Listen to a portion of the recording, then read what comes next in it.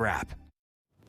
Welcome back in. We're talking heart health this afternoon, so we have a special guest and cardiologist, Dr. Stephen Baker, joining us live now, and we're talking structural heart disease, not just the typical heart disease. So I got to ask first off, what's the difference between the two, and what is structural heart disease, Doc? So structural heart disease encompasses things like valvular heart problems, congenital heart defects, things that we're born with, structures that don't form in the heart properly, as well as degenerative problems such as aortic valve disease, which happens to most of us as we get older, mitral valve problems, either the valves don't open or they don't close properly, things that were typically handled with open heart surgery and now are increasingly handled from outside the chest with catheter-based therapies going in through an artery or a vein in the leg.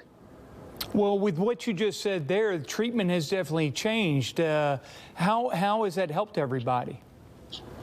So certainly we still need our colleagues, the cardiothoracic surgeons, because there are lots of things that we're able to do, but there are lots of things that still require open heart surgery. But for really common problems like the aortic valve degenerating and not opening well, which is aortic stenosis, as well as the mitral valve leaking when the mitral regurgitation, those are two of the most common valvular heart problems that the U.S. population is saddled with as we all get a bit older. And those are things that used to require open heart surgery.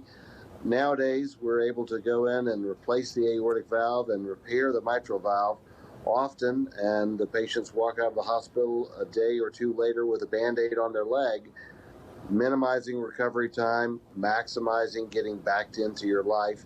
And certainly at a time when we're all paranoid about staying in the hospital with COVID, it shortens that time drastically. Well, certainly do appreciate that information. And of course, we do understand that structural heart disease and its awareness is very important. We do want to thank you for joining us this afternoon and wish you all the best. Okay, thank you so much. Thank you. All right, take care now. All right, coming